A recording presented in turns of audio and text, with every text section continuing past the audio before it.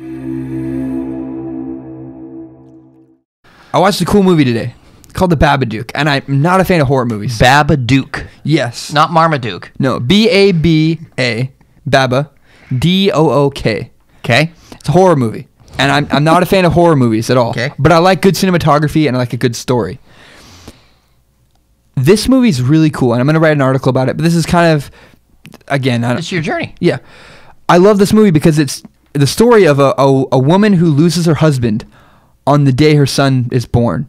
Her husband dies. Yes. And so this monster's following her, and it looks like a shadow. It's creepy, and it's hanging over her, and it's looming. And when she ignores it, it grows. When she says, this doesn't exist, this monster is not real, the monster gets stronger. And the monster changes her. The monster makes her mean to her son and mean to people around her and makes her isolated and bad. The monster is not a monster. At the end of the movie, the monster lives Tell me how the monster is standing. The monster's standing like this, looming over her, and then sometimes it's standing like this. And the more and more that you see the monster in the images of it standing in this funny way, kind of like an A-frame. Throughout the movie, you see her starting to stand exactly like the monster. Her fingers do this long thing. I'm getting the chills because the imagery is the same, and you realize she's kind of the monster. Oh, and I'm like, wow, this is really cool. At the end of the movie, spoilers for the movie, I don't care. I'm not going to. No one's going to see Babadook. Yeah.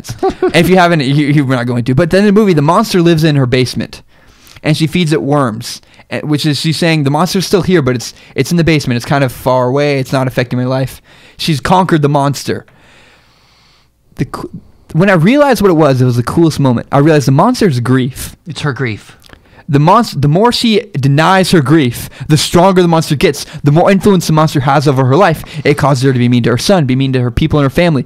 The monster's her grief, and I've done this with Zane. The more I ignored my grief, the harder it was for me. And I'm like, holy crap! I have to write it. I have so much to say about this movie. It's so cool. And what I love is the end of the movie.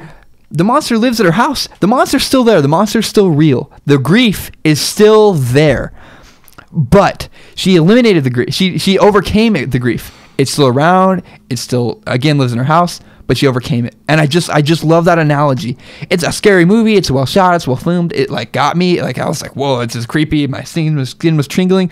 So on the one level, it's a good horror movie.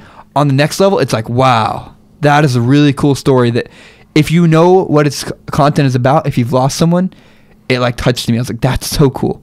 If you enjoyed this video, give it a thumbs up. It really helps. And if you want to see more of my content, hit the subscribe button underneath my name.